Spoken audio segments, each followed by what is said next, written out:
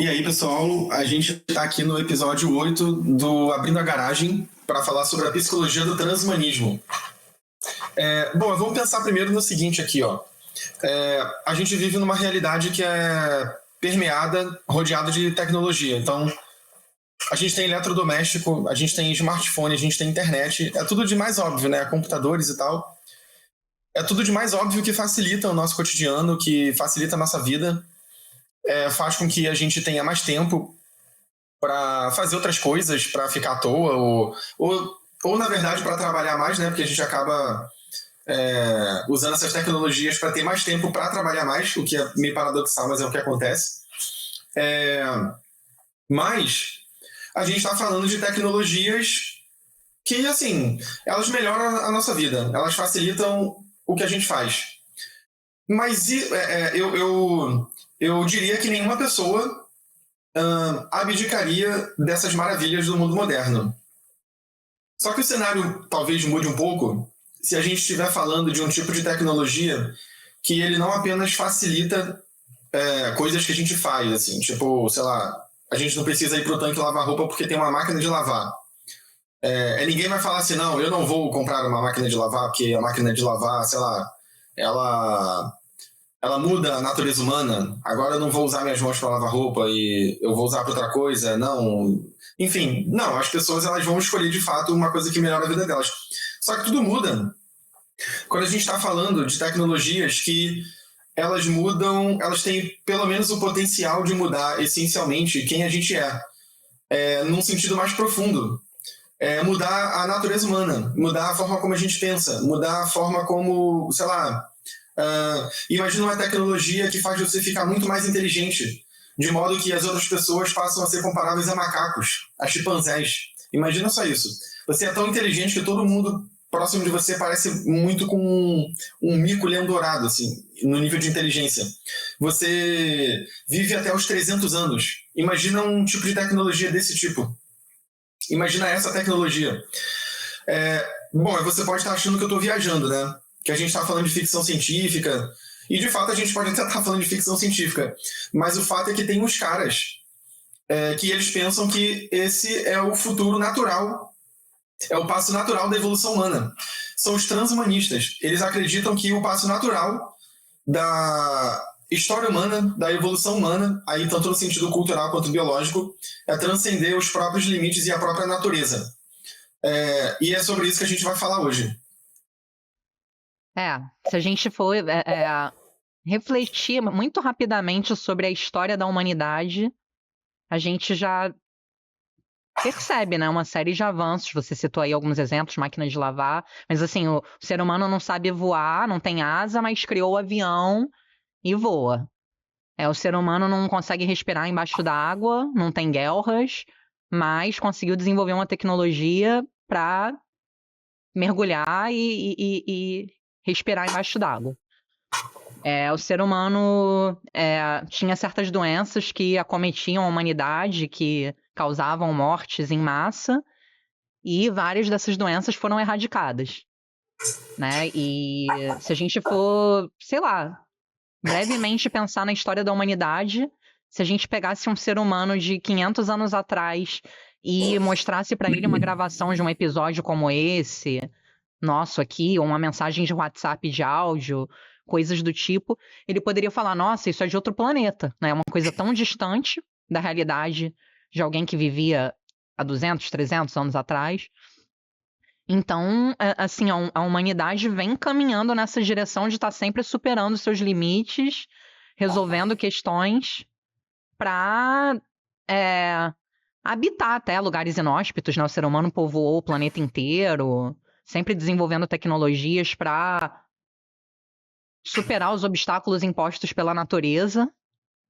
E aí, qual seria o limite disso, né? Porque a gente continua fazendo isso atualmente, né? E qual vai ser o ser humano daqui a 500 anos? Para onde ele está indo, né? Acho que é um pouco essa a reflexão também. Como diz, eu lembrei agora de uma frase de um autor famoso de ficção científica, o Arthur C. Clarke, que ele tem uma frase que ela é até dita no filme do Thor, da Marvel, que ele diz que a tecnologia avançada o suficiente, ela é indistinguível de magia.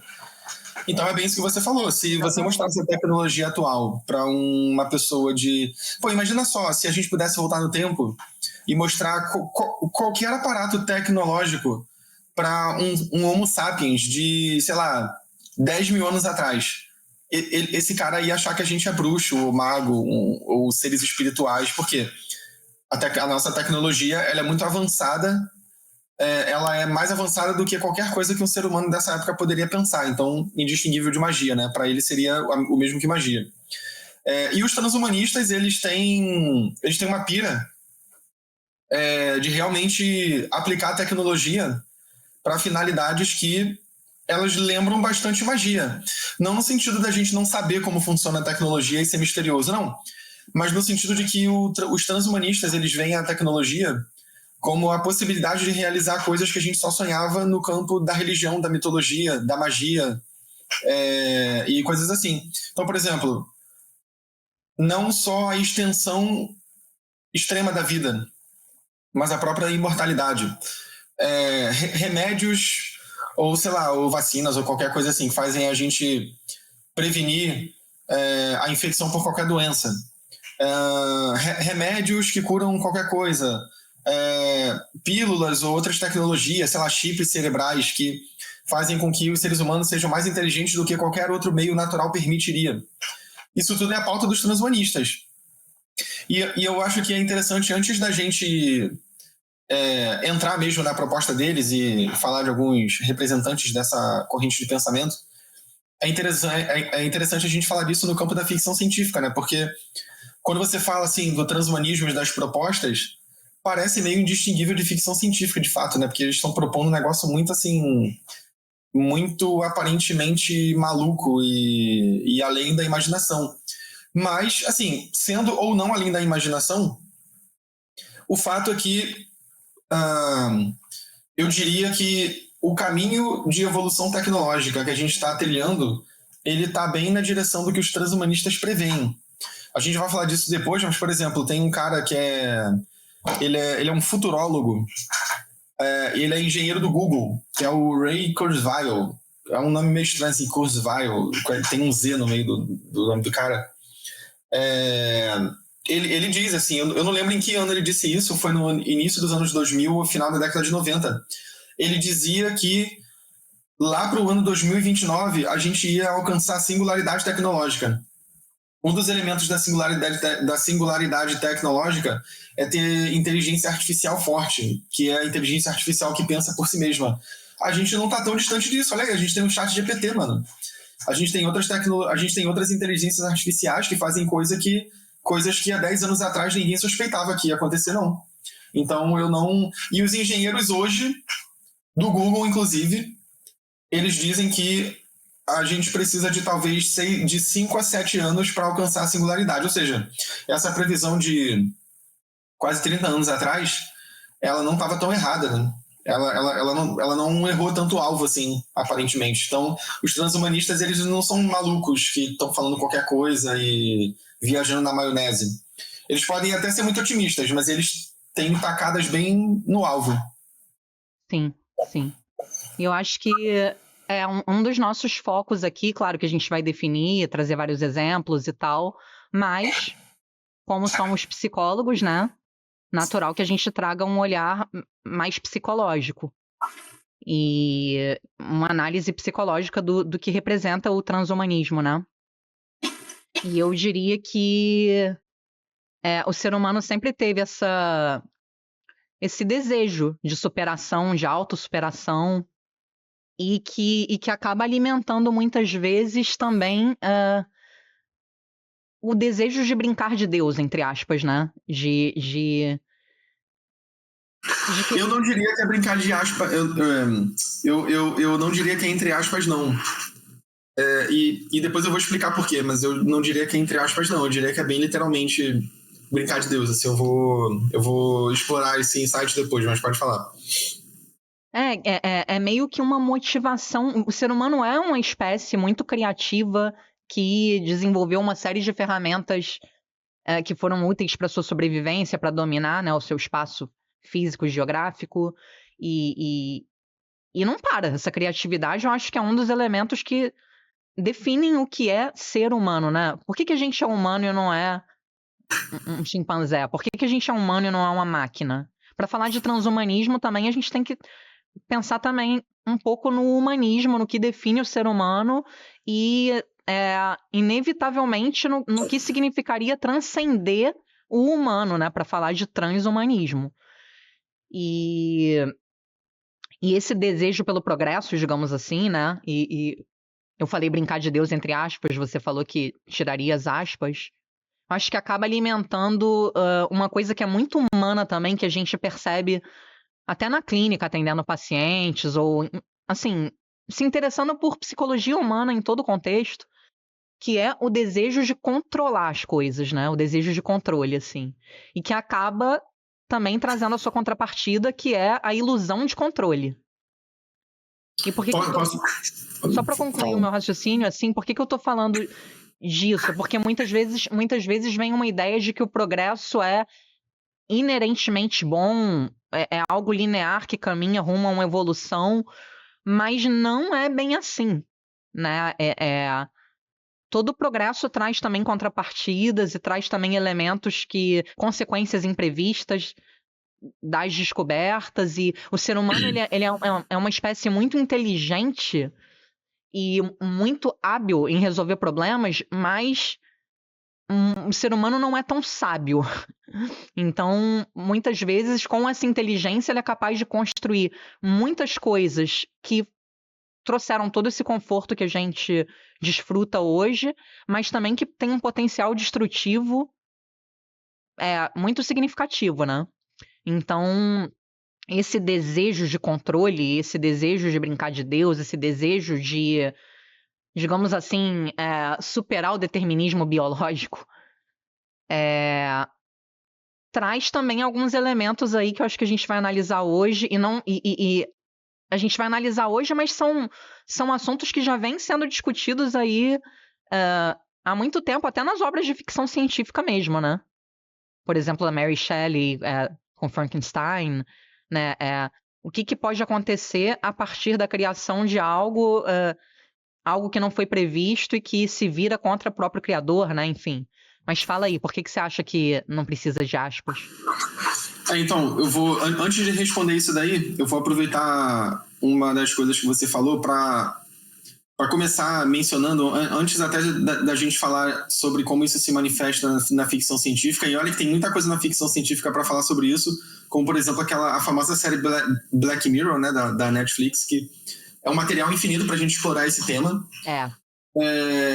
Mas, assim, é bom a gente entender como que o transhumanista enxerga a natureza humana, né? É bem o que você falou. Se a gente está chamando de transhumanista, então é porque você tem um limite humano para que eles estão tentando transcender. Qual é esse limite humano? Como eles veem a natureza humana? O transhumanista, ele vai entender que faz parte da natureza humana explorar os próprios limites através da manipulação do ambiente. Então vamos pensar bem lá atrás, antes da existência de qualquer tipo de tecnologia atual. Sei lá, há 100 mil anos atrás, na aurora do Homo sapiens, quando os primeiros Homo sapiens caminhavam sobre a Terra, o que os Homo sapiens... Aliás, antes mesmo, né? Porque se você pega os chimpanzés, eles também fazem isso. Vários primatas têm a capacidade destacada de produzir ferramentas. O orangotango produz ferramenta, chimpanzé produz ferramenta, com o Homo sapiens não é diferente. Só que a gente faz isso num nível de complexidade escalar, assim, exponencialmente maior, muito maior. O ser humano pisou na Lua, manda satélite. Exato. Mas se a gente pensar lá atrás, tudo isso começou com o ser humano sendo capaz de talhar de uma maneira muito mais complexa pedra, madeira, criar machado de mão, né, que era uma pedra que tinha um formato de gota, que você pegava e segurava ela, a parte laminada ficava para fora, assim, e aí você usava para bater. Enfim, seres humanos, eles têm... A nossa espécie, né, tem uma capacidade de manipular a realidade, criar ferramenta que é surreal.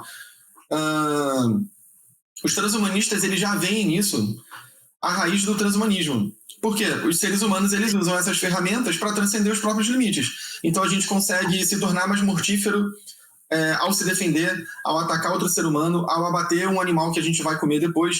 A gente consegue cortar a carne de maneira que os nossos dentes não cortam. A gente consegue usar o fogo, né? Eu estou me referindo aqui só a tecnologias bem ancestrais. Então a gente consegue usar o fogo para cozinhar alimento. A gente aumenta o nível nutricional do alimento por causa do cozimento. E por aí vai. A gente pinta a caverna.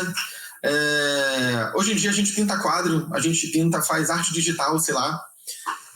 Então você vê que os seres humanos eles fazem muita coisa que não está presente na natureza em si mesma. A gente vai produzindo culturalmente. Então os seres humanos eles transcendem o próprio limite. E de certa forma, a nossa capacidade de manipular o ambiente, ela faz com que a gente tenha uma diferença em relação aos outros animais, que os outros animais eles meio que estão mais submetidos às pressões do ambiente sobre eles. Os seres humanos não. Os seres humanos criam a própria pressão que o ambiente vai gerar sobre eles. Então, por exemplo, a gente cria uma coisa chamada agricultura. O que é agricultura? Se você for pensar mais, sei lá, mais descritivamente, é você cercar uma grande área, cultivar os animais que você precisa para se alimentar, plantar as plantas que você precisa para alimentar esses animais e também para se alimentar. Não, aliás, eu estou falando de agricultura, mas eu estou incluindo a pecuária, né? Então, a pecuária é a agricultura. A gente está domesticando um monte de espécies e fazendo de um enorme território a nossa imagem e semelhança. Esse território, esse ambiente que a gente está criando, ele volta como pressão seletiva sobre o nosso próprio comportamento e sobre a nossa própria estrutura biológica. Tanto que a gente tem, ao longo da evolução, o enfraquecimento dos dentes, o enfraquecimento do corpo, a bipedia, uma série de características, porque o ser humano começou a manipular muito o ambiente e se proteger ou se proteger, ou usar a tecnologia para fazer um monte de coisa que as outras espécies fazem muito naturalmente. Então o ser humano ele tem como característica esse tipo de modificação da própria natureza. Essa curiosidade também, né? De estar sempre... Isso. A curiosidade é um pré-requisito também para essa manipulação do ambiente, essa criatividade de mudar as coisas, de produzir ferramentas para aumentar a nossa capacidade de sobreviver. E para produzir arte também, né? Sem excluir isso da história. Tem um autor, ele não é um transhumanista, eu não sei se ele é um transhumanista, mas a tese dele cai muito bem no transhumanismo. É um filósofo das ciências cognitivas, que é chamado Andy Clark. Ele tem um livro chamado Natural Born Cyborgs, que em português seria alguma coisa do tipo nascidos como ciborgues. Naturalmente ciborgues, algo assim. E aí a tese dele é que os seres humanos são naturalmente ciborgues, porque a nossa cognição, nossa capacidade de pensar, ela nunca é pura. Ela está o tempo todo acoplada a adereços, a ferramentas do ambiente. Então, por exemplo, quando você escreve, você usa um lápis, uma caneta para escrever. Você não está usando a caneta para expressar um pensamento. A caneta ela passa a constituir o seu pensamento. Então, a gente pensa de maneira mais complexa, primeiro porque a gente consegue escrever, segundo que a gente domina um artefato cultural que a gente quase nunca pensa como um artefato cultural, que é a própria linguagem. Então, a linguagem é uma espécie de artefato concreto do ambiente que a gente utiliza para pensar melhor. E ele constitui o nosso pensamento. Então, o Andy Clark ele vai dizer que desde esse início lá atrás da evolução humana, os seres humanos já eram caracterizados por uma espécie de transcendência da sua própria natureza. Porque a gente nunca é uma criatura só mental. A nossa mente sempre está conectada de maneira... como é que se fala? De maneira que não dá para pensar as duas coisas sem estarem acopladas. Nossa mente sempre está conectada ao ambiente. O transhumanismo ele vai pegar esse insight e vai falar assim, se desde o início a gente não pode excluir essa capacidade de superação dos próprios limites e de interligação com o ambiente, então qual é a diferença da gente, por exemplo, em vez da gente estar usando a linguagem ou um lápis ou um papel para pensar melhor, por que a gente não pode usar um chip para aumentar a nossa capacidade cognitiva? É a mesma coisa. Então, o transhumanismo, de acordo com essa visão, ele seria uma decorrência lógica e inevitável e natural da própria natureza humana. Então, para eles, não tem grande coisa no transhumanismo para eles. É só a gente continuar fazendo o que a gente sempre fez, desde que a gente é humano. Eu lembrei agora também de uma outra coisa. Eu não lembro se é o Marx que fala isso, mas tem vários autores marxistas hoje que usam essa nomenclatura. Eles dizem que um termo mais adequado para designar a nossa espécie não seria Homo sapiens, seria Homo faber, que é faber do homem que fabrica coisas, né? Do ser que fabrica coisas. É nesse contexto que a gente está discutindo, eu acho muito adequado, né? Seria muito coerente. Total, eu até tinha pensado nisso quando você estava falando das ferramentas. Justamente no Homo Faber. E pensei agora no Homo Deus, que é o nome que o Yuval deu para aquele livro, né? Que eu falei brincar de Deus, e ele usa esse termo, que não deixa de ter a ver também com isso, né? Com o brincar de Deus. Mas por que você falou que não colocaria as aspas? Por causa disso tudo que você está falando? Não, eu não colocaria as aspas porque eu acho que eu posso dar uns 2 ou 3 motivos. O primeiro deles é que o sonho dos transhumanistas é o sonho dos seres humanos que, ao longo da nossa história, sempre foi manifestado através da mitologia e da religião. Exato. Então, se você pensar em várias histórias mitológicas... Da literatura, né? Isso, a literatura é uma expressão secular de ânsias, angústias e várias coisas que eram expressadas em narrativas mitológicas antigamente, né? Então também a literatura... O imaginário coletivo como um todo. Então você pega uma série de personagens de mitos e religiões, o transhumanismo ele é capaz de, concretamente, através da tecnologia, criar esses personagens. Sim. Por exemplo, superinteligência, superforça, imortalidade. Super-heróis. Isso.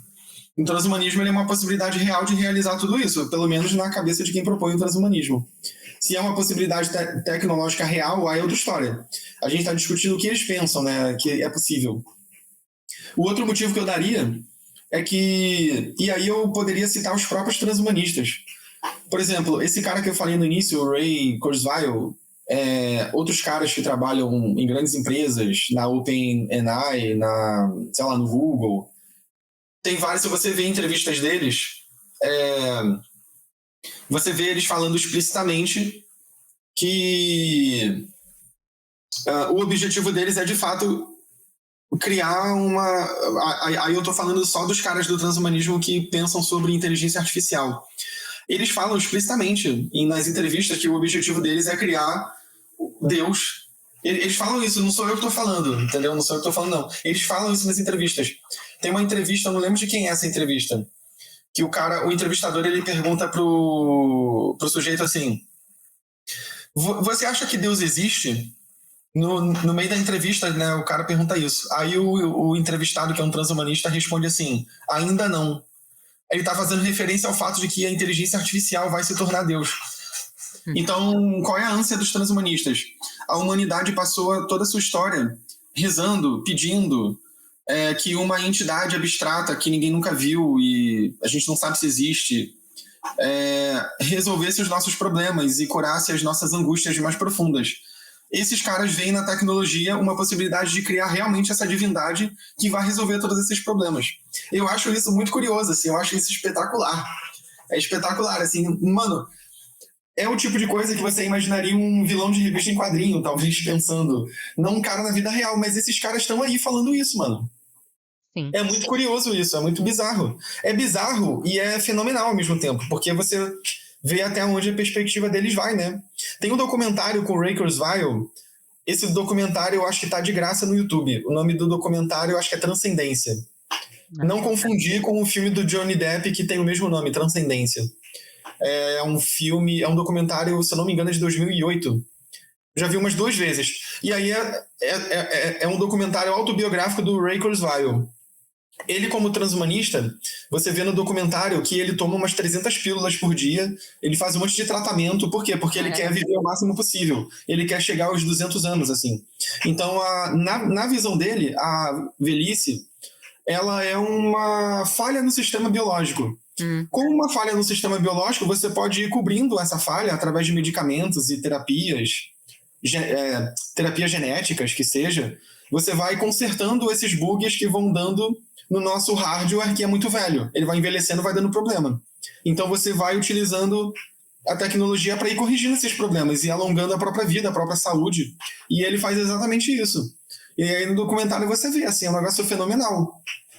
É um complexo de... Então é por isso que eu digo que eles... qual foi a frase que você falou? Que eles estão tentando dar uma de Deus, né? É brincar de Deus, eu falei. Brincar de Deus. Eu não diria que eles estão tentando brincar de Deus, entre aspas. Eu diria que eles estão tentando brincar de Deus literalmente. Sim. Eles estão tentando remodelar a natureza humana. Eles estão tentando... tem uma frase que eu lembrei agora. É uma citação... eu não lembro se foi do Julian Huxley, que é o cara que inventou a palavra transhumanismo lá na década de, acho que 70. Irmão do Aldous Huxley, né? É isso, é irmão do Aldous Huxley, que é o autor de Admirável Mundo Novo. Ele diz que nada mais automático do que os seres humanos agora segurarem as próprias rédeas da própria evolução. Então ele defende que antes... Bom, era o ambiente que guiava o processo evolutivo, né? Porque a evolução funciona assim, é um ambiente que guia o processo evolutivo. Exato. Ele defende assim, mano, se os seres humanos têm a capacidade, por que a gente não pode guiar a nossa própria evolução? É um desperdício a gente não fazer isso. A gente já guia a evolução de vários alimentos. Por exemplo, a maçã polpuda que a gente come não existe na natureza. O melão polpudo e a melancia, eles foram criados através de seleção artificial pelos seres humanos. Não existia isso na natureza. O milho que a gente come não existia na natureza. Então a gente já faz isso com os alimentos. A gente já cria um monte de animal que não existia na natureza. O próprio cachorro não existia na natureza, né? Então por que a gente não faz isso com os próprios seres humanos, com a gente mesmo? É um insight, é a decorrência natural de tudo isso. Então esse é isso que está na base filosófica, digamos assim, é um pensamento filosófico de base do transhumanismo, é esse. Ele cunhou o termo, inclusive, se não me engano, é evolução consciente, né? Ele cunhou o termo transhumanismo, não lembro se evolução consciente, mas a palavra transhumanismo foi criada pelo Julian Huxley. Mas se eu não me engano, eu li em algum lugar também essa expressão evolução consciente, no sentido de... Como é que eu posso dizer? De não ser uma evolução baseada em necessidades naturais de adaptação, e sim uma evolução deliberada, assim, baseada justamente no domínio científico e tecnológico de ferramentas que possam, de maneira deliberada, top-down, fomentar essa evolução. Sim. Então houve uma mudança de paradigma, né? Também, assim, com o movimento transhumanista, apesar de ser algo que já estava no imaginário humano, e tanto é que aparece em vários mitos, enfim. Mas eu acho que com a revolução científica houve essa mudança de paradigma mais radical, porque antes os seres humanos eram muito submissos, digamos assim, né? A uma fé dogmática, a uma metafísica e a uma entidade superior que fosse nos guiar e etc. E a partir dessa mudança de paradigma e com a revolução científica mesmo, né? Testar hipóteses, sempre buscar mais conhecimento, mais e transcender limites e etc. Não se contentar mais com uma mera resposta divina, né? Para as questões humanas. Então, de certa forma, é o próprio exercício mesmo, né? De brincar de Deus. Sim. E aí eu tava pensando até nessas tecnologias todas, fertilização in vitro, sei lá, tantas coisas, né? Que hoje em dia são meio que naturalizadas e assim... Quantas pessoas, eu já conheci várias pessoas que fizeram, normal e tal, mas se a gente fosse fazer aquele exercício de voltar 100, 200, 300 anos atrás, muito provavelmente as pessoas achariam que uma coisa impossível, né? Então... Eu faria uma descrição... eu faria uma descrição um pouco mais caridosa do modo como as pessoas pensavam antes da Revolução Científica. Eu não chamaria de fé dogmática, não necessariamente, pelo menos. O que existia antes. Porque eu acho que quando a gente compara o antes e o depois do pensamento transhumanista e da revolução científica, eu acho que tem outra coisa que está sendo comparada, que é o reconhecimento pelos seres humanos, seja por qual via for. Seja pela via, por exemplo, platônica, que não tem a ver com uma religião teísta exatamente, seja pela via da religião, cristã ou não, aqui no caso, eu não estou me referindo especificamente ao cristianismo aqui, mas qualquer religião. É a ideia dos seres humanos de que eles têm uma capacidade de criar ferramentas e tem criatividade, isso tudo que a gente já falou, mas ao mesmo tempo a gente tem uma certa reverência pelo mistério e pelo desconhecido. E eu estou falando aqui não necessariamente de modo religioso, mas de modo concreto mesmo, porque você pensa só, cara, a gente sabe muito sobre a natureza, mas pode vir um tornado aí a qualquer momento e ó, assim, acaba com tudo. Coloca a gente embaixo d'água. Pode vir um meteoro, ó, e acabar com tudo também. Então existe a ideia de que tem uma esfera maior de realidade a qual os seres humanos eles devem ter uma certa reverência. Algumas religiões vão colocar essa esfera maior como personificada num princípio abstrato ou numa divindade por trás, mas o princípio que eu estou discutindo é o mesmo. Existe algo maior do que a própria vontade humana e domínio dos seres, a capacidade dos seres humanos de dominarem a natureza que vai se impor. É daí que vem, por exemplo, aquelas orações. Eu não vou saber agora qual é a oração, mas tem umas orações que falam assim, que a pessoa ela pede sabedoria para suportar o problema que ela não pode resolver, alguma coisa assim, sabe? Essas orações que falam disso. Sim. Cara, se a gente parte do pressuposto de que todos os problemas são resolvíveis pela agência humana, então essas orações elas não fazem mais sentido. Porque não existe nenhum tipo de realidade externa que a gente deve se conformar. Não existe nenhum problema que não seja resolvível de alguma maneira. Pode não ser resolvível agora, mas ele vai ser no futuro. Então toda essa esfera de os seres humanos devem reverência, devem respeito a uma lógica superior, seja uma entidade ou a própria natureza, isso tudo vai se perdendo ao longo do processo de domínio dos seres humanos pela natureza. E você vai vendo, a gente está citando a Revolução Científica, porque, muito embora o transhumanismo ele não date da Revolução Científica, né, por Revolução Científica a gente está falando do início, ali um pouco depois do Renascimento, que é esse momento em que caras como, sei lá, Leonardo da Vinci, lá em 1400 e pouco, aí posteriormente Isaac Newton, Francis Bacon, esses caras todos começam a pensar, falando mal e porcamente aqui, em teorias científicas para explicar a natureza sem fazer uso de uma explicação divina. E você vê esses autores mesmos falando explicitamente que a gente deve usar o método científico. O exemplo maior é o Francis Bacon. Ele fala explicitamente que a gente deve usar o método científico para dominar a natureza e fazer da natureza um instrumento da vontade humana. Então, assim, esse é um insight do transhumanismo, apesar dele não ser um transhumanista.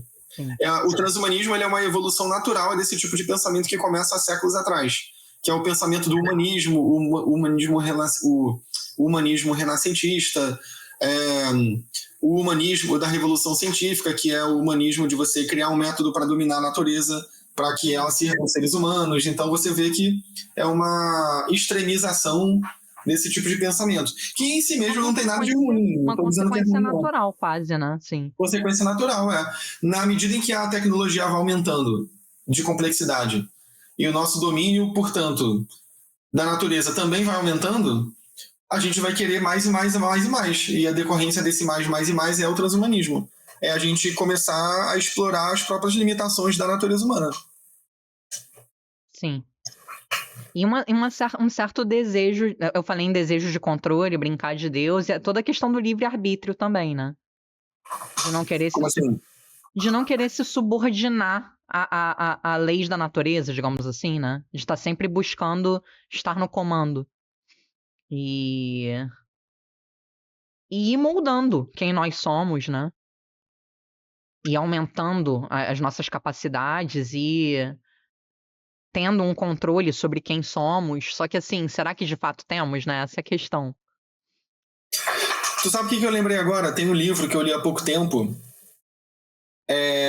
O nome do livro é...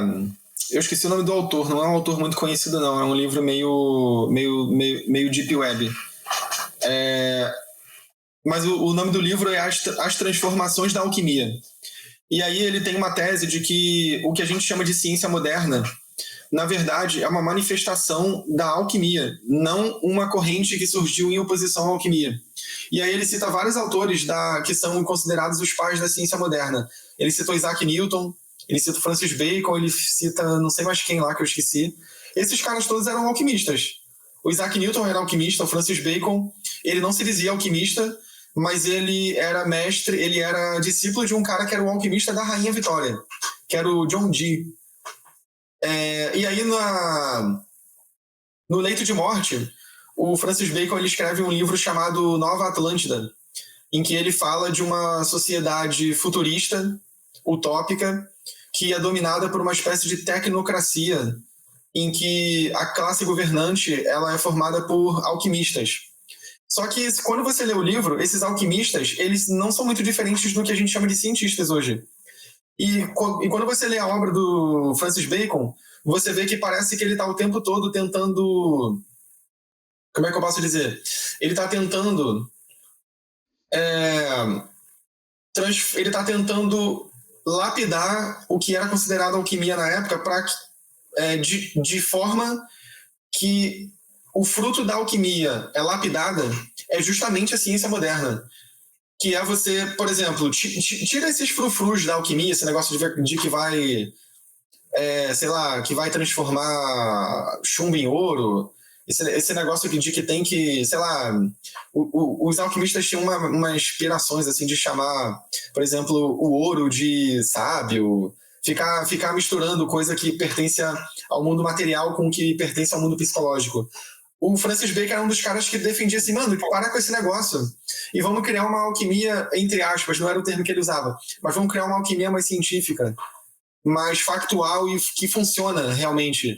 Funciona no sentido de esse recorte da alquimia é o recorte que ajuda a gente a manipular a natureza de forma a promover o domínio humano sobre ela. Então a tese desse cara do livro que eu estava citando, As Transformações da Alquimia, é que a ciência ela não nasce como um ramo rival da alquimia, ela nasce como uma evolução natural da alquimia, tanto que os pais da ciência eram alquimistas. Exato. E por que eu estou citando isso? Sei lá, o pessoal está ouvindo, porra, do nada o cara está citando alquimia, o que tem a ver? É porque um dos princípios da alquimia é você justamente dominar os princípios subjacentes ao mundo natural de forma a transformar os seres humanos em deuses. Esse era o princípio da alquimia. Não é muito diferente da forma como os pais do método científico pensavam, como, por exemplo, Francis Bacon. Ele diz isso explicitamente na obra dele. Então é por isso que faz tanto sentido, sob vários aspectos, dizer que o pensamento científico ele é uma decorrência natural também do pensamento alquímico, inclusive nesse elemento de transformar os seres humanos em deuses. O que é dito explicitamente por esses caras que eu citei, da autotecnologia atualmente. Mas por isso, de certa forma, eu falei no desejo do livre-arbítrio, que seria um desejo de transcender todas as nossas limitações biológicas, assim, e assumir uma posição de controle. Como se a biologia fosse opressora, assim. Eu tá presa nesse corpo, né? Eu tá presa nessa realidade que é finita, que é vulnerável, né? E que a pele vai enrugar, a gente vai envelhecer, a gente vai ter cabelo branco, a gente vai... Até tava lembrando do filme Substância também, esse desejo de estar no controle, de superação do determinismo biológico mesmo. E que não deixa de ser um desejo humano bastante arraigado, assim, bastante forte, né? O do livre-arbítrio. O de querer se sentir dono das suas decisões, senhor das suas decisões, senhor do seu destino. Como se nós não fôssemos influenciados por uma série de fatores não conscientes sobre os quais a gente não tem um controle. Não, mas a gente quer estar no controle, né? Sim, eu lembrei agora de uma outra coisa, que é uma possível raiz ancestral do pensamento transhumanista, que alguns autores apontam, que é uma coisa chamada gnosticismo. O gnosticismo ele é uma... Eu vou chamar assim, ele é uma corrente filosófico-religiosa. Não é uma boa caracterização, não, mas é só para a gente não abrir um parêntese gigantesco. Mas é uma espécie de corrente técnico-filosófica, filosófico-religiosa, que, em suas várias manifestações, prega que o mundo material ele é corrupto, limitado, e que a gente deve, de alguma forma, promover a libertação da nossa essência divina, inclusive dessa casca material. Os gnósticos, em todas as suas manifestações, pensam assim. E aí você tem centenas de gnosticismos. Tem até gnosticismo cristão na Idade Média, no início da Idade Média. Tem gnosticismo neoplatônico, enfim. Mas todos eles se caracterizam por esse insight fundamental da libertação de uma espécie de liberdade fundamental humana, um espírito humano que resguarda essa liberdade fundamental de algo que restringe essa liberdade fundamental, que é justamente o corpo. O transhumanismo, ele é uma manifestação moderna, né, disso. Não confundam isso que eu estou falando com uma espécie de teoria da conspiração de que os caras da tecnologia são gnósticos e têm um plano secreto. Não é isso que eu estou falando. Estou falando assim, ao longo da história humana, surge repetidas vezes a ideia de que existe uma certa essência humana que deve ser libertada das limitações do mundo material. Esse insight fundamental ele se revela em diversas épocas, de acordo com as possibilidades culturais daquela época. Na nossa época, o contexto cultural que faz esse insight aparecer é o contexto da alta tecnologia e é o contexto da biologia, né? Então você pensa assim, a nossa biologia faz com que a gente tenha uma série de restrições. A tecnologia, de alguma forma, ela permite a libertação dessas limitações. Então, o movimento transhumanista ele é um herdeiro do pensamento gnóstico nesse sentido. Vamos usar um conhecimento, né, que é a gnose da nossa época é a tecnologia. A gnose é uma palavra grega que significa conhecimento. A gnose da nossa época é a tecnologia. Você usa a tecnologia para fornecer aos seres humanos essa chave de libertação de todo o seu potencial.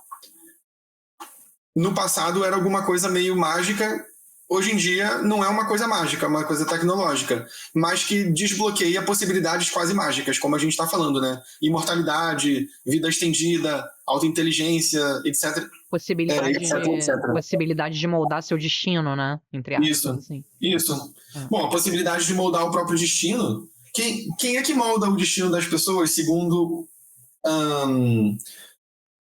as produções culturais da maior parte da história humana? São os deuses. E aí agora, o que eu estou dizendo os seres humanos, eles desbloquearam uma espécie de conhecimento que faz com que eles tenham o domínio sobre isso. E outra coisa que eu quero dizer aqui, nada disso que a gente está falando significa que a gente esteja falando literalmente que Deus existe. Não, a gente está falando assim, as pessoas acreditam nisso. As pessoas acreditam, tipo os caras da tecnologia, eles acreditam que eles vão criar uma espécie de Deus material. Uhum. Eu não sou nem cristão, assim, não tô só para o pessoal não achar que a gente está fazendo apologia, alguma coisa desse tipo. Tô falando no sentido amplo, assim, da coisa. A gente está fazendo uma análise psicológica, né? Isso.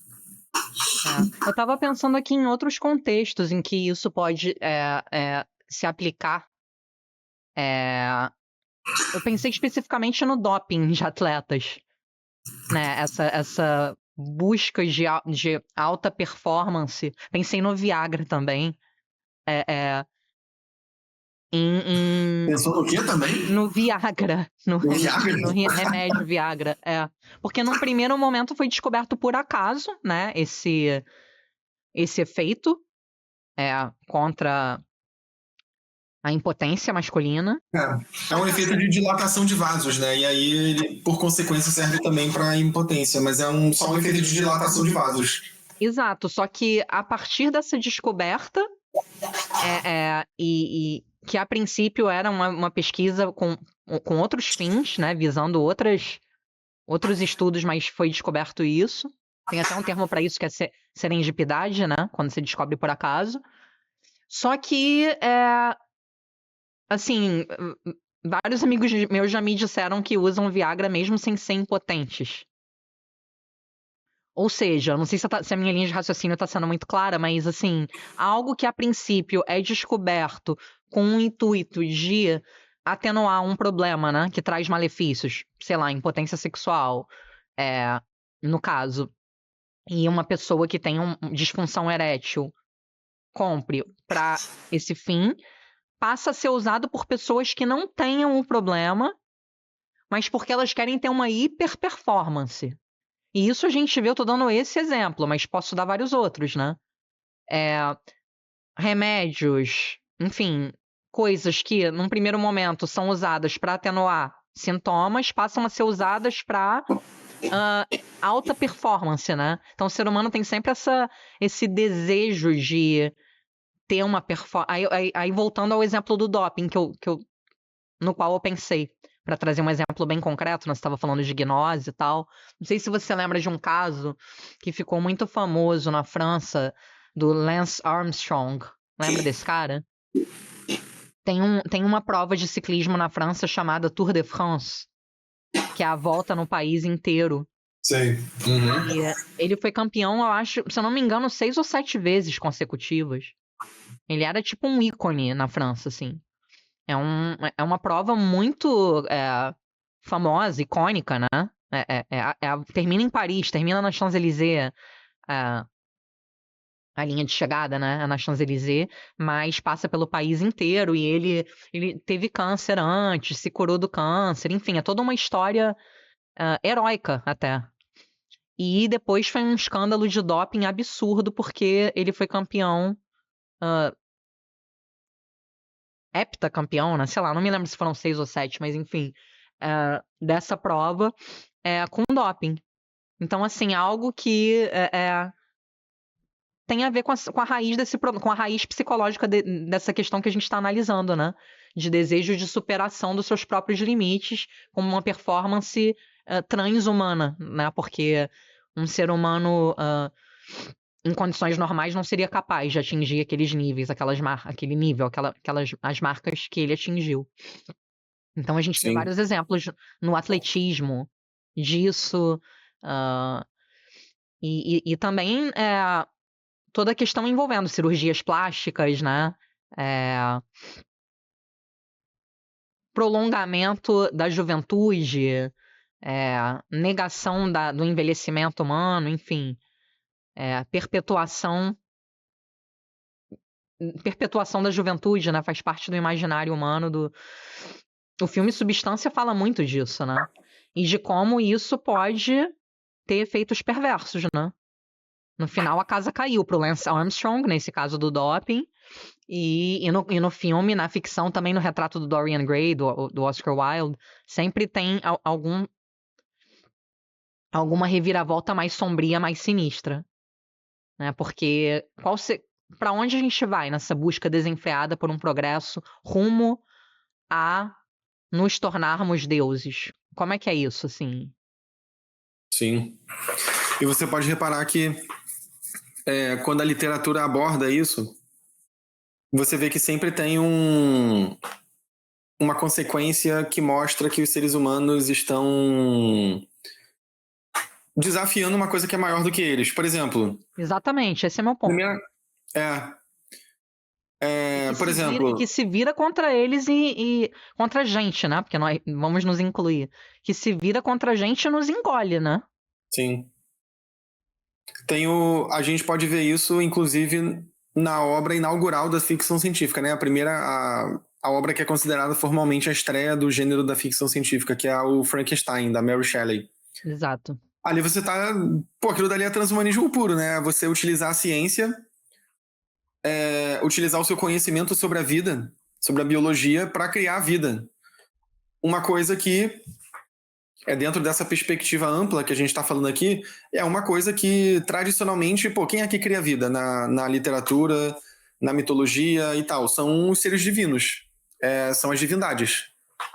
Eles criam a vida.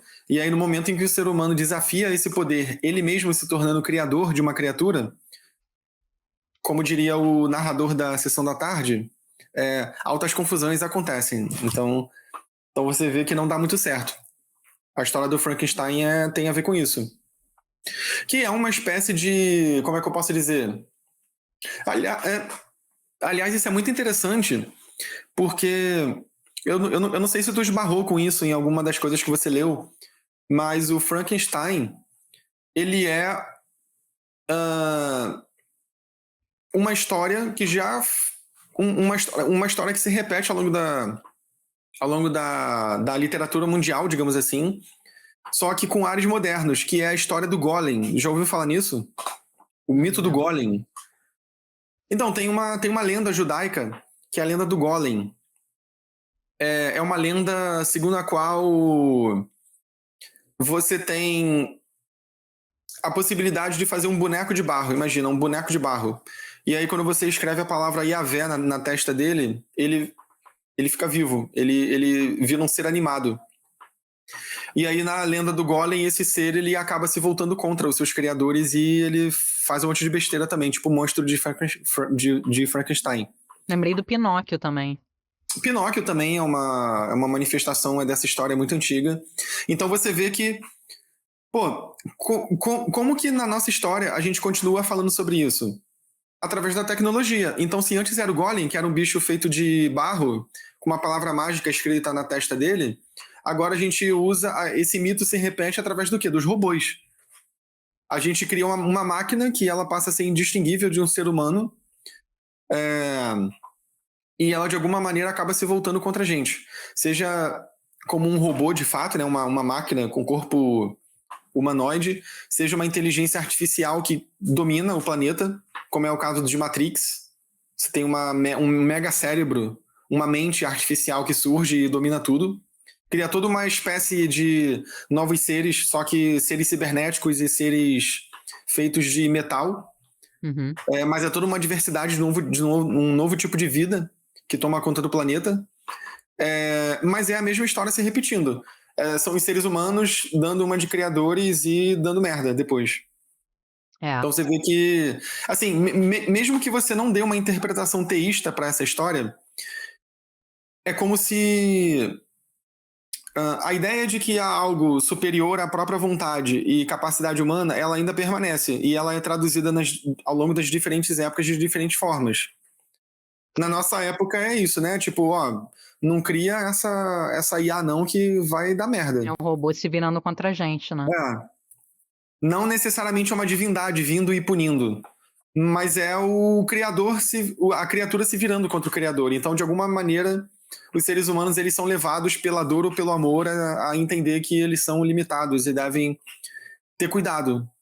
É uma nova versão de Prometeu ou de Ícaro, Isso. né? Vai querer voar alto demais e suas asas vão derreter. Aceita que dói menos, que tem um limite, né? Nós não somos deuses, assim. Mais ou menos essa ideia. Isso. E aí, assim, o lance fundamental do transhumanismo, só para voltar o fio da meada, é que os transhumanistas eles se recusam a reconhecer essa limitação. Eles acreditam de fato que a tecnologia ela vai superando essas limitações até que você os seres humanos vão atingir um estágio literalmente de deuses em relação ao domínio deles sobre a própria natureza e sobre o ambiente. Pois é, mas lembrei até de tem um outro exemplo, um romance do José Saramago que se chama As Intermitências da Morte, não sei se você conhece esse.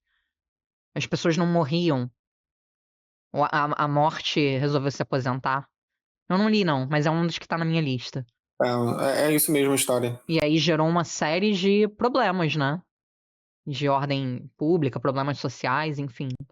Ou seja, essa ideia de transcender totalmente a natureza humana traz uma série de novas condições também que vão ser permeadas de novos problemas, né?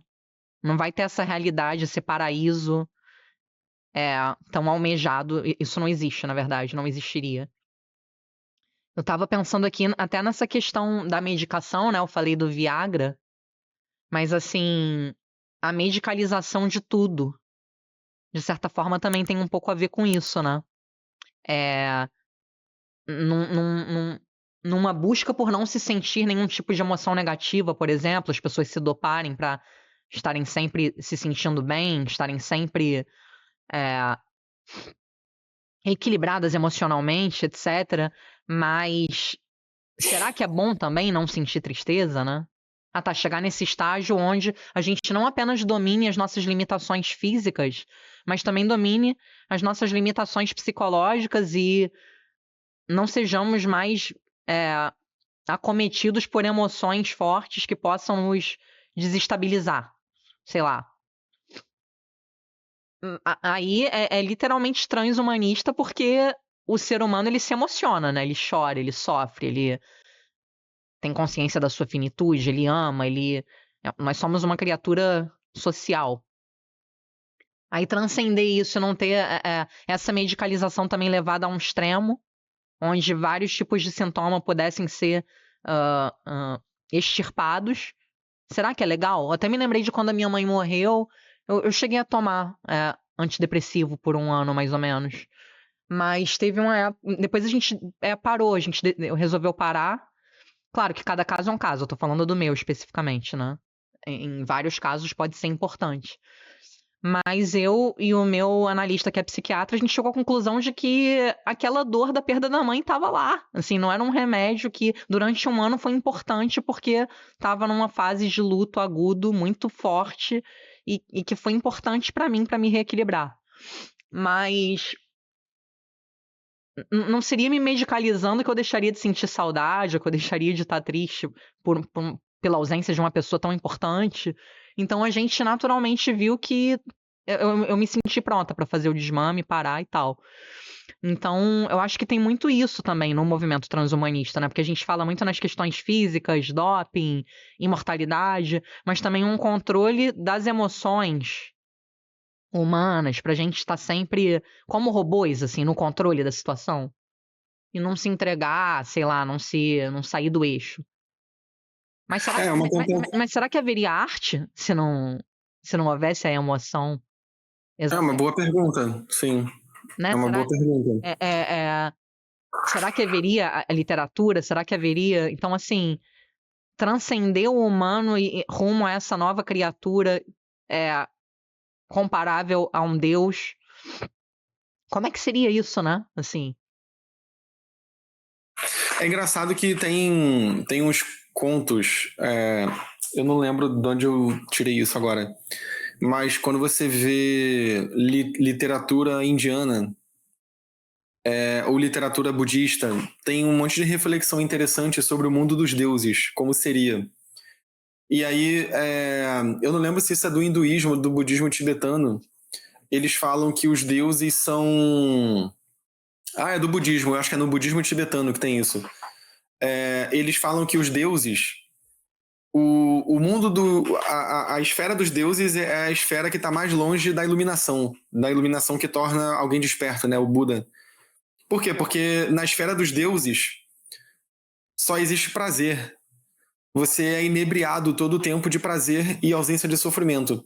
Se você está inebriado o tempo todo de prazer, você vira um ser amortecido. Você não busca nada. Porque você tá o tempo todo meio que assim, tipo, sentindo um negócio bonzão, e aí você não quer nada, você não quer nem atingir a iluminação, conforme o budista falaria. Exatamente. Então, o sofrimento, o budismo, ele entende que, o budismo tibetano, ele entende que o nível de existência dos seres humanos é o mais privilegiado de todos, porque a gente pode desfrutar um pouco de como é ter prazeres como deuses, mas ao mesmo tempo a gente tem um pouco de sofrimento que é o suficiente para que a gente não fique hipnotizado e busque a iluminação, a sabedoria e coisas assim. Os deuses não, eles meio que estão perdidos. Eles estão perdidos, é muito difícil de sair do estado de deuses, porque os deuses são tipo as pessoas de Admirável Mundo Novo, que tomam aquela droga, soma, e elas estão o tempo todo sentindo prazer e não sei o que, empolgadas, blá blá blá. É assim, se você tá o tempo todo empolgado e não sofre, você não quer sair daquele estado. Você só quer viver aquilo de novo, de novo, de novo. Exato. Então o sofrimento ele pode ser encarado como uma força criativa, né? Exatamente. Essas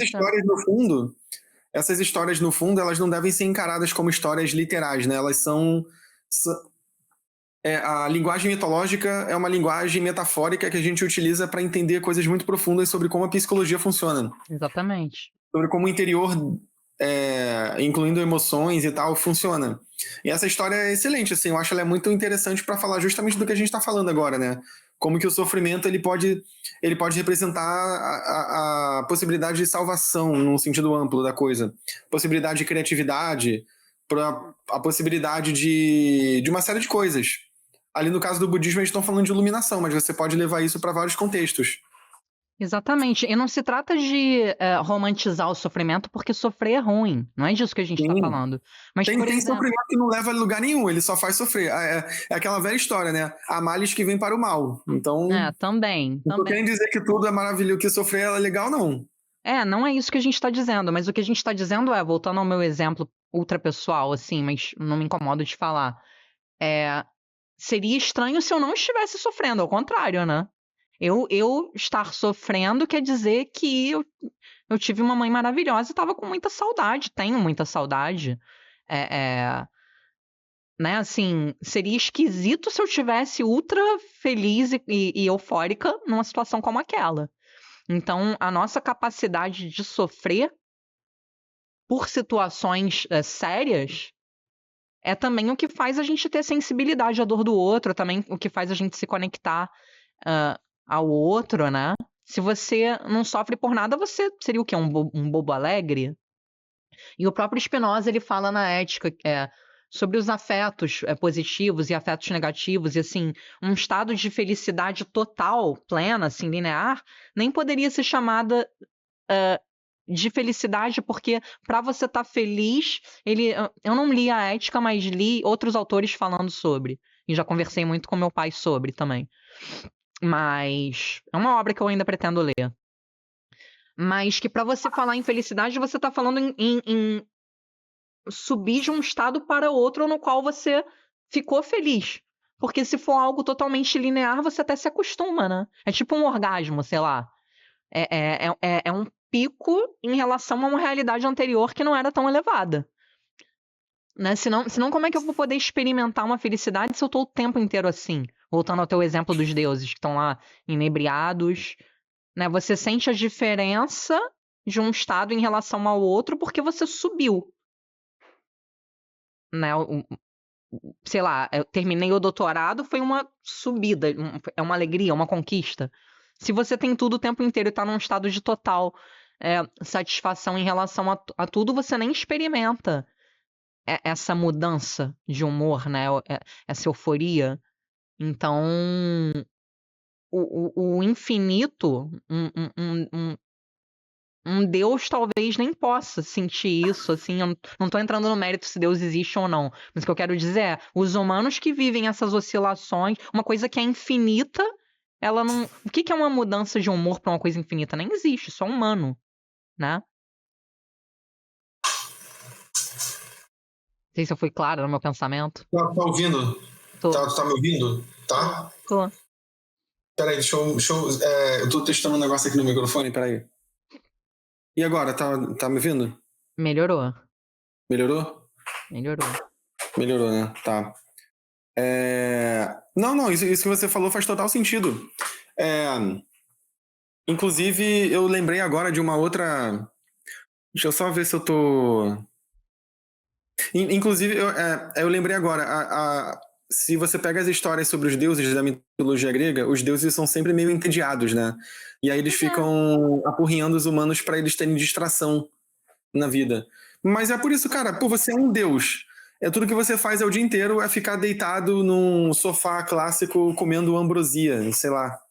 Você não sente nem dor, porque dor é uma coisa humana, é uma coisa da vida, assim. Não só humana, né? Outros animais também, mas um deus não vai sentir nada, assim. Você se empolgar com alguém, se apaixonar, tudo isso é humano. Sim.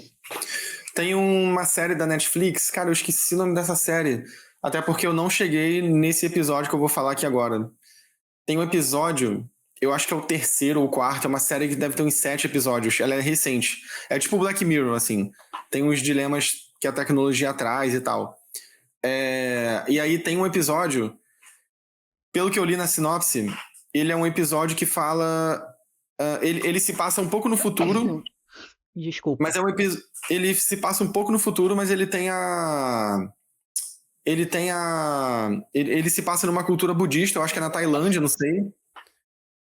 E aí ele tem é fornecido ali na época em que o episódio se trata, é fornecida a possibilidade das pessoas atingirem a iluminação budista através da tecnologia. Então elas instalam um chip no cérebro e aí você vira Buda. E isso traz um dilema muito interessante, que é assim... Isso eu tô usando o exemplo, né, da história que fala do budismo, mas poderia ser qualquer uma. Quando você tem um determinado resultado que você atinge através do trilhar de um caminho, pode ser o caminho da meditação, o caminho do, sei lá, do amadurecimento dentro das práticas budistas, das práticas do estoicismo, sei lá, qualquer coisa. E, sei lá, a prática, por exemplo, o caminho que você trilha no ensino superior, fazendo uma faculdade. Será que daria? Isso é um dilema tecnológico que eu vou trazer, né? Será que daria para você, sei lá, tomar um remédio ou instalar um chip no cérebro e de um segundo para o outro você atingir a iluminação por causa desse aparato tecnológico? Do mesmo jeito, você se tornaria uma excelente psicóloga se de alguma forma descobrissem algo do tipo: não, peraí, uma excelente psicóloga, ela tem um cérebro que funciona desse jeito. E se a gente colocar um chip no cérebro da Sally, e aí de um dia para o outro ela vira uma excelente psicóloga porque a gente alterou o modo como o cérebro dela funciona? Será que isso é uma possibilidade? Eu fico pensando nisso. Isso me lembrou totalmente o que você estava falando. Por quê? Porque os transhumanistas, alguns acreditam nesse tipo de coisa. Então, assim,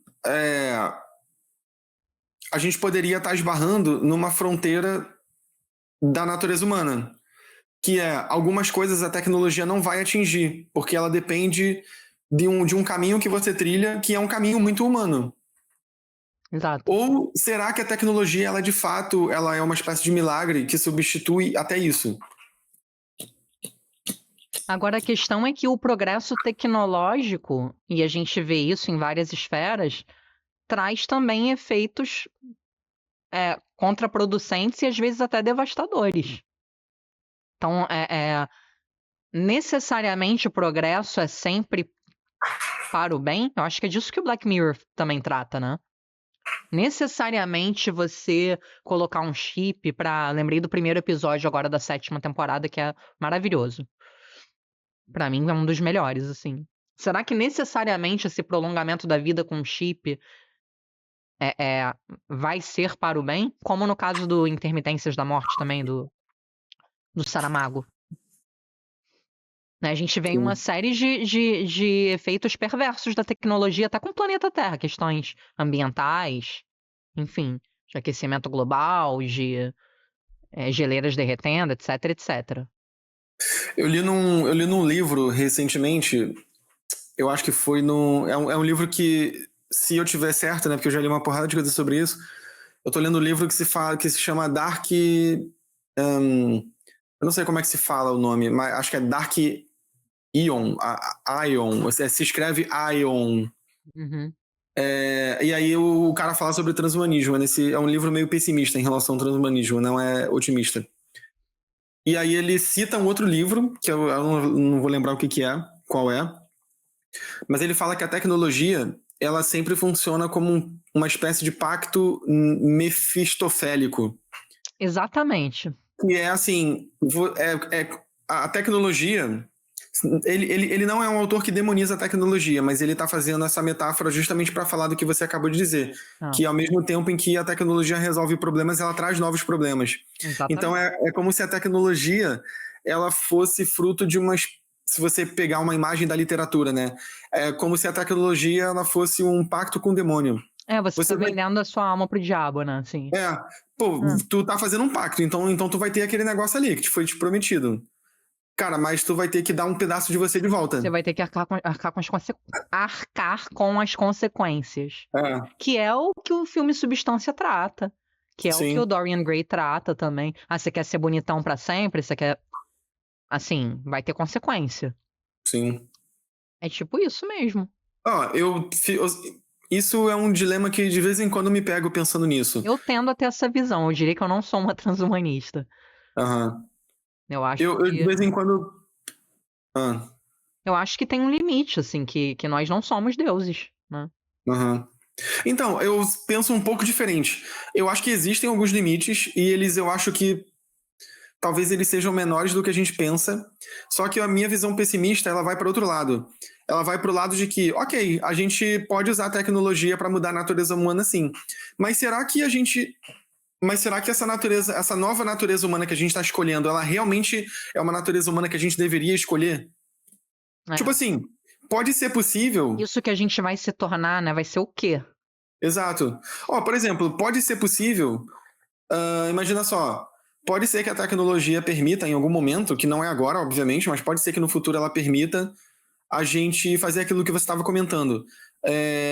Sei lá, faz alguma coisa com o nosso cérebro e aí a gente passa a só ter emoções positivas. Pô, por um lado isso vai ser bonzão, porque, pô, quem é que gosta de ficar triste? Quem é que gosta de sofrer? Ninguém. Mas será que é um mundo de pessoas que estão o tempo todo drogadas por motivos outros que não o consumo de drogas?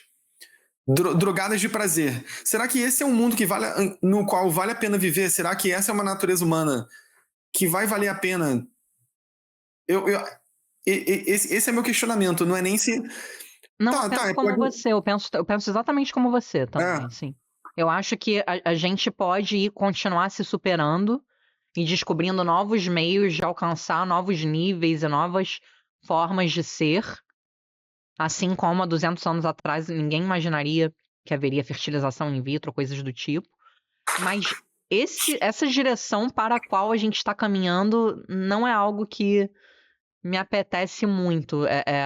Por exemplo, isso de não sentir tristeza. Eu não tô dizendo que eu gosto de ficar triste. Mas essa coisa do mundo atual mesmo, de estar o tempo inteiro distraído, de estar o tempo inteiro meio como um zumbi, quase, né? Andando num piloto automático, repleto de distrações e etc. E com filtros e com tudo meio que editado e tal. É um tipo de superficialidade que eu acho que a gente está caminhando numa direção estranha, a meu ver. sim. Eu acho que é justamente isso. Eu tenho um caso concreto que eu sempre penso, que tem a ver com essa discussão, que é o quanto a gente não depende de certas características da velhice que eu digo em toda a sua plenitude, a velhice tanto no sentido de você viver muito, quanto no sentido de você ter as transformações do corpo associadas naturalmente à velhice. Porque, por exemplo, pensa só, quando você vai ficando mais velho, você vai adquirindo mais experiência, você vai, em tese, se tornando mais sábio, né? Sem entrar muito nos meandros do que isso significa, mas você vai se tornando mais sábio, mas você vai perdendo a beleza. Obviamente. Só que será que se a gente for envelhecendo e a gente conseguir continuar bonito, com a flor da juventude, será que a gente vai ficar mais sábio? Eu acho que não, porque as pessoas vão ficar mais fúteis. É, Porque você vai poder desfrutar da beleza o tempo todo. Então as pessoas vão viver como adolescentes para sempre. exatamente. É. É a velha história de você não pode ter os omeletes e o ovo, né? Sabe, Essa frase eu acho que é do Lenin. Você não pode fazer um omelete sem quebrar uns ovos. É isso que tu tá falando? é um provérbio, né? Não sabia que era do Eu Lenin. acho que é uma frase do Lenin.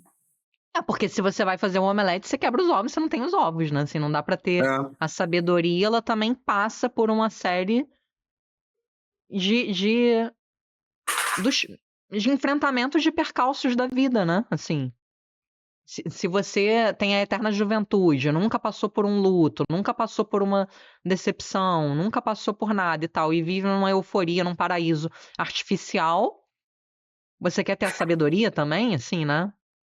Sim, Me parece estranho como fazer um omelete sem quebrar os ovos. sim. Porque se você pensar, a sabedoria, ela talvez dependa de você.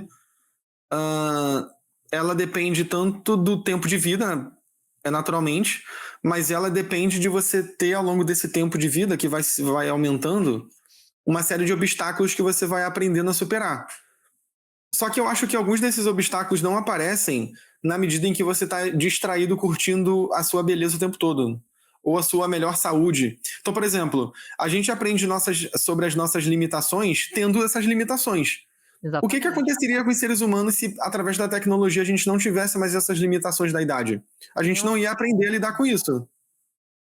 É, a gente viveria, seria um estado de perpétua arrogância até talvez, eu acho, sim, né? Nós seríamos, sabe como? Vaidade, arrogância, meio bobo alegre, assim, Isso. eufórico. A Isso. gente ia parecer muito com os deuses do Olimpo, da mitologia grega, que são deuses que parece que personificam as emoções humanas mais, como é que eu Fúteis. posso dizer? Hã? Fúteis. Tipo, os deuses são ciumentos, eles são arrogantes, eles são ciumentos, tem várias coisas assim. Em parte porque eles são entediados. É que nem quando você pega, por exemplo, a história dos vampiros, como eles são retratados pela Anne Rice, que é a autora de Entrevista com o Vampiro. Eu gosto dos vampiros do universo dela. Eu não sei se foi intencional ou não, mas lendo as histórias, você consegue entender que grande parte do comportamento dos vampiros se deve justamente ao fato de que eles são imortais e podem curtir a beleza a vida inteira, sem restrições. Então eles se tornam pessoas extremamente entediadas, fúteis, às vezes pendem para bizarrices. Podem ser bizarrices do campo da sexualidade, podem ser bizarrices do campo do sadismo. Porque, pô, pensa assim, imagina, você tem 300 anos. Cara, você fica entediado, provavelmente. Então você vai ter que estar fazendo coisas mais bizonhas para você ter de novo aquela sensação de, pô, isso é diferente. Cara, só que se você tem 300 anos, tem muito pouca coisa diferente que você fez. Então você pensa assim, pô, mas peraí, e se eu amarrar um cara e começar a esfaquear ele para ver como é, o que acontece, assim. Então, o sadismo ele vai começando a aparecer como uma possibilidade por causa disso. Então, cara, sei lá, eu fico pensando nisso tudo. Sim. Em relação ao prolongamento da vida humana, sabe? Como uma possibilidade. O ponto é, a gente não sabe no que vai dar, até que a gente vai lá e faz e vê no que vai dar. A gente não tem muito como prever essas coisas, né? Então pode dar muito certo, mas pode dar muito errado também. E pode dar meio certo, meio errado, né? Também. Tem a ver com a questão de que mesmo ações bem intencionadas, tipo, sei lá, tomar um remédio para sentir menos tristeza porque perdeu a mãe, sei lá. A intenção é boa, mas se levado ao extremo, produzir consequências ruins, né, para a pessoa, assim. Consequências negativas não intencionais. Tipo aquele provérbio, né? O inferno está cheio de boas intenções, uma coisa assim. Sim, sim. Tá, a princípio você toma um Viagra pra não ter impotência, ou você toma esse remédio pra não ficar triste. Mas se a partir daí você cria uma compulsão e no final você não entra nem em contato consigo mesmo, no final você não sabe nem o que você tá sentindo, no final você tá alienado de si próprio, né? No final Sim. você tá um compulsivo, sei lá, assim, o que num primeiro momento tinha é, um objetivo relativamente inócuo, assim, acaba se tornando uma maldição, né? Sei lá. Sim. Porque a pessoa vai querendo mais e mais e mais e mais, como aquela questão de você dar a mão e a pessoa quer o braço, né? O ser humano fica cronicamente insatisfeito. Você vive 300 anos, tem imortalidade. Será que a gente não também aproveita os momentos da vida porque a gente sabe que vai morrer? Tem isso também, né? Você Sim. vai pra Paris, sei lá, fazer uma viagem, passar 10 dias em Paris. Você vai curtir, né? Deixa eu ver aqui essa cidade. Agora, se você tem a vida eterna, será que você vai ser capaz de de curtir uma paixão, de curtir uma viagem, de curtir um empreendimento, a realização de um projeto e tal. Você tem a vida inteira para fazer, é infinito. Será que não seria produzido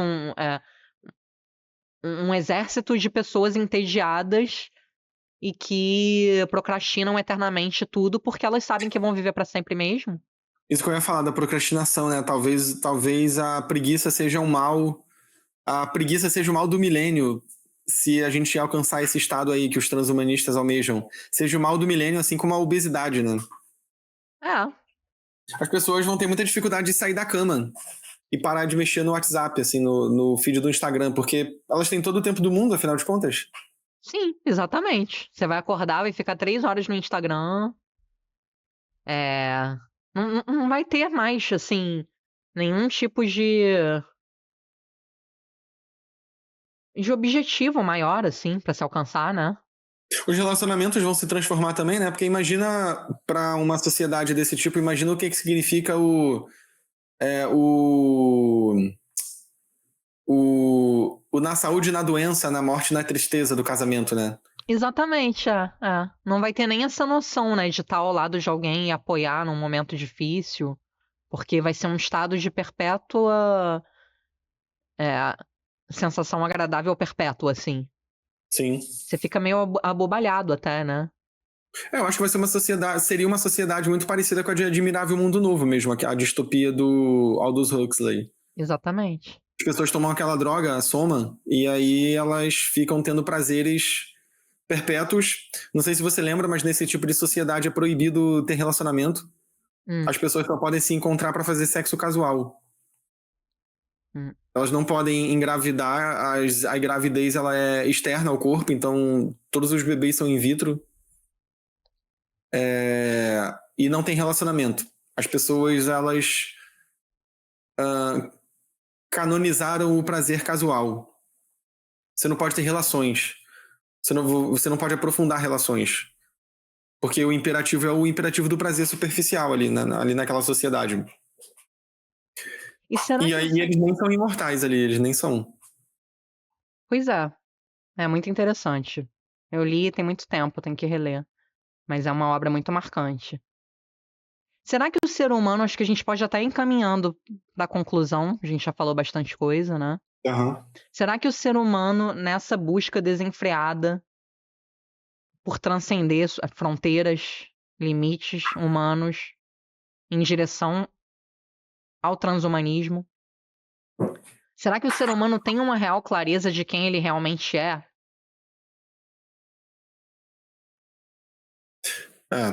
Eu acho que é a pergunta da história humana, essa daí. Pois é. Será que a gente estava falando de felicidade? A gente estava falando desse estado de estar meio que num estado de bobo alegre, eterno. Será que o ser humano ele tem a compreensão real do que é felicidade? Né? O Dalai Lama fala que em paz interior, um sentimento de paz. Se o ser humano não tem clareza sobre o que de fato traz felicidade, às vezes essas buscas transhumanistas de beleza, juventude eterna, ou do atleta que se dopa para sair como herói, mas que enganou toda a sociedade, depois foi um escândalo, enfim. Uma história até muito lamentável, porque de fato era um grande ídolo. Você já tinha ouvido falar nesse caso que eu falei, do Lance Armstrong? Não. É um grande ídolo e tal, enfim. Será que essa pessoa tá consciente, num sentido mais profundo, ao estar burlando todo o sistema, né? Do que realmente representa aquilo, né?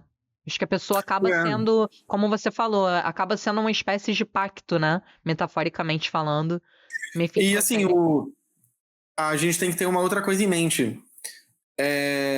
Assim como essas histórias da literatura que falam sobre pactos, pacto no sentido de qualquer tipo de pacto, né? Algo que você faz para ter em troca um benefício, mas aí depois você se ferra. Cara, é uma tentação muito forte para a natureza humana. Porque, assim, a gente está discutindo isso daqui.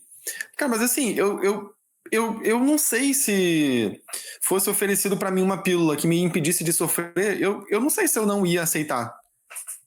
A questão que eu tô falando é, mesmo eu assumindo que é uma tentação, eu não acho que uma sociedade inteira movida por essa tentação dê numa boa coisa. É tipo, beleza. Pô, tu acha que eu não queria ser jovem pra sempre? Óbvio que eu queria, pô. Óbvio que eu queria. Sim, Mas isso é diferente de você reconhecer, pensando a longo prazo, que esse imperativo mais amplo, ele pode ter consequências nefastas. Mas ele é um assunto importante de ser discutido justamente porque o imperativo é uma tentação muito forte. exatamente. Assim como qualquer tentação. Por exemplo, a história clássica, você é um taxista e alguém esquece uma mala de dinheiro no teu carro, mas uma quantidade de dinheiro que você nunca mais precisaria trabalhar. Tu só ia precisar fazer, tu poderia passar a vida inteira, sei lá, fazendo o que você queria fazer. Cara, é tentador, assim. Você procura de quem é o dinheiro ou você pega aquele treco, mete o pé, foge, ninguém nunca vai saber o que você fez. É meio tentador isso. Não tô falando de roubar. Tô falando de você achar o negócio e assumir, pô, isso daqui não é meu, vou procurar de quem é. Cara, é tentador, assim. A riqueza é tentadora. Por exemplo, São dilemas são dilemas humanos. E, existenciais, exato. éticos, humanos, né? Se a gente não Sim. tivesse dilema, a gente não seria humano. Eu É. acho que a própria condição de ser humano é estar em dúvidas,